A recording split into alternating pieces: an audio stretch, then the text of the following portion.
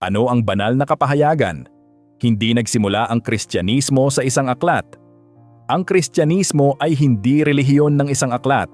Ito ay relihiyon ng isang persona, si Hesukristo, ang walang hanggang salita ng Diyos na naging tao.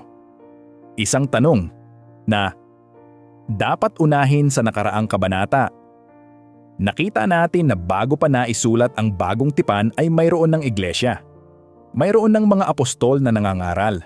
Mayroon ng mga taong sumasampalataya, nagpapabinyag, at nagdiriwang ng Eucharistia. Ipinahihiwatig nito ang isang napakahalagang katotohanan. Ang Kristyanismo ay hindi nagsimula nang maisulat ang unang aklat ng bagong tipan. Kung gayon, paano nagsimula ang ating pananampalataya? Ang sagot ay hindi sa Biblia at hindi rin sa simbahan. Ang tamang sagot ay kay Hesukristo. Bago nagkaroon ng Biblia, mayroon ng salita ng Diyos. Ngunit ang salitang iyon ay hindi pa isang aklat. Siya ay isang persona. Ang salitang naging tao, binuksan ni San Juan ang kanyang ebanghelyo sa isang paraang kakaiba sa lahat ng iba pang manunulat ng bagong tipan. Hindi siya nagsimula sa sabsaban. Hindi siya nagsimula kay Maria. Hindi siya nagsimula kay Juan Bautista. Bumalik siya sa simula ng lahat.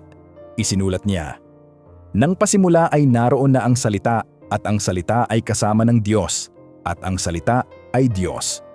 Juan 1:1. Pagkaraan ng ilang talata, sinabi niya ang isa sa pinakamahalagang pangungusap sa buong kasulatan, at ang salita ay naging tao at nanirahan sa piling natin. Juan 1:14. Napakahalaga ng pahayag na ito. Ang Diyos ay hindi inunang magbigay ng isang aklat. Una niyang ibinigay ang kanyang anak. Ito ang puso ng Kristyanismo. Hindi tayo iniligtas ng tinta. Iniligtas tayo ng anak ng Diyos na naging tao para sa atin. Ano ang ibig sabihin ng kapahayagan? Sa pang-araw-araw na buhay, ginagamit natin ang salitang revelasyon upang tukuyin ang isang lihim na biglang nalaman. Ngunit sa teolohiya, mas malalim ang kahulugan nito. Ang banal na kapahayagan ay ang kusang pagpapakilala ng Diyos sa kanyang sarili at sa kanyang plano ng kaligtasan.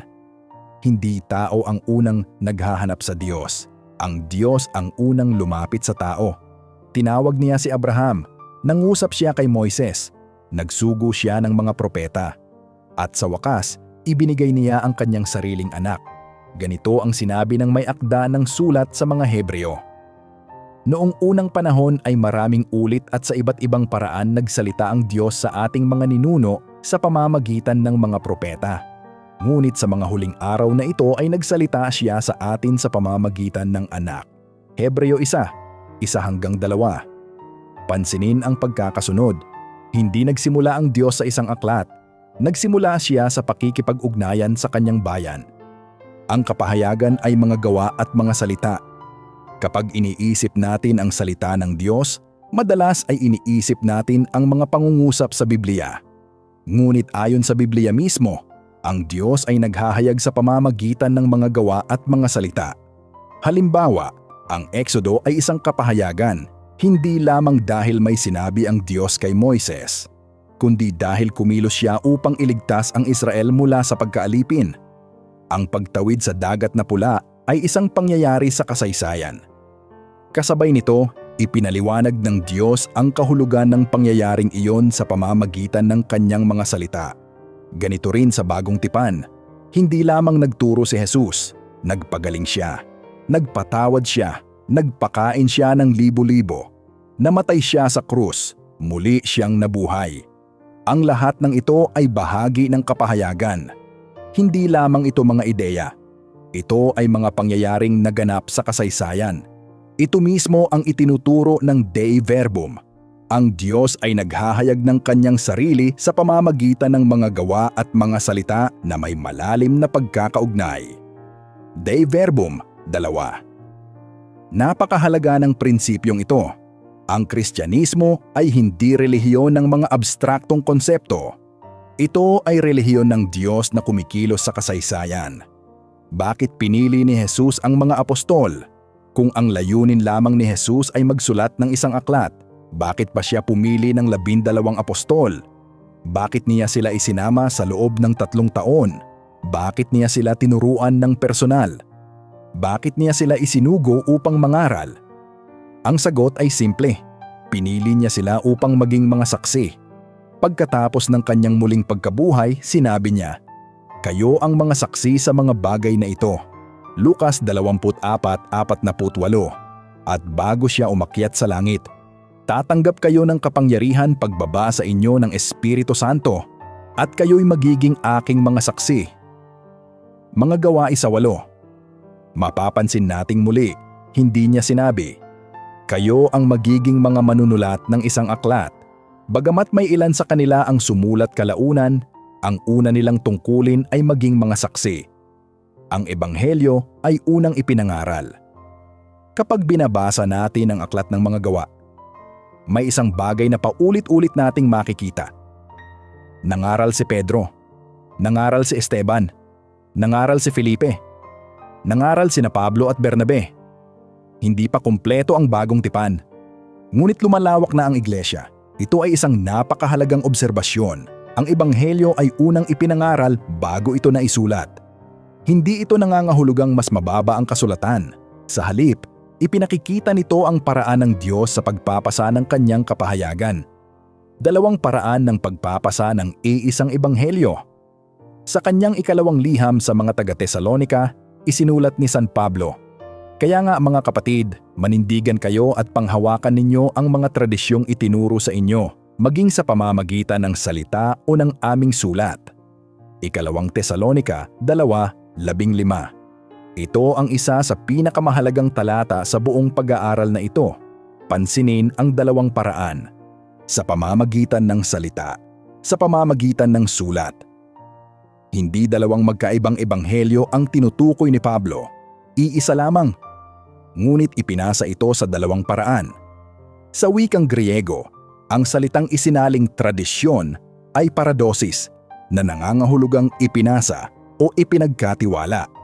Mahalagang maunawaan na hindi ito tumutukoy sa mga tradisyon ng tao na tinuligsa ni Jesus sa Mateo 15. May mga tradisyong gawa lamang ng tao na maaaring sumalungat sa utos ng Diyos. Ngunit mayroon ding apostolikong tradisyon, ang ebanghelyong ipinasa mismo ng mga apostol. At ito ang tinutumbok ni San Pablo rito, ang apostolic tradition. Kasulatan at tradisyon. Magkaribal ba? Sa paglipas ng panahon, nagkaroon ng impresyon na kailangang mamili ang isang Kristiyano. Biblia ba o tradisyon? Ngunit hindi iyan ang larawan ng bagong tipan. Hindi sinabi ni Pablo, "Piliin ninyo ang isa." Sa halip, kinikilala niya ang parehong pasalitang pangangaral at nakasulat na pagtuturo bilang bahagi ng iisang apostolikong pamana. Ganito rin ang itinuturo ng ikalawang konsilyo ng Batikano. Ang banal na tradisyon at ang banal na kasulatan ay malapit na magkaugnay at nagkakaisa, sapagkat kapwa sila nagmumula sa iisang banal na bukal at bumubuo sa isang paraan ng iisang banal na pamana ng salita ng Diyos. Dei verbum siyam. Pansinin ang ginamit na salita. Iisang bukal. Hindi 2 magkalabang pinagmumulan, hindi 2 magkaibang ebanghelyo, kundi iisang kapahayagan na ipinasa sa iba't ibang paraan. Ang kasulatan ay bahagi ng mas malaking kwento. Sa puntong ito, maaari na nating makita ang tamang pagkakasunod-sunod. Una, kumilos ang Diyos sa kasaysayan. Ikalawa, ipinahayag niya ang kanyang sarili kay Hesukristo. Ikatlo, ipinasa ng mga apostol ang kanilang nakita at narinig. Ikaapat, ang ilan sa kanilang pangangaral ay naisulat sa ilalim ng inspirasyon ng Espiritu Santo. Ikalima, ang mga isinulat na ito ay kinilala ng Iglesia bilang bahagi ng banal na kasulatan. Napakahalaga ng pagkakasunod-sunod na ito, sapagkat ipinakikita nitong ang kasulatan ay bunga ng kapahayagan. Hindi ang pinagmulan nito. Ang pinagmulan ay ang Diyos na nagsalita at kumilos sa kasaysayan.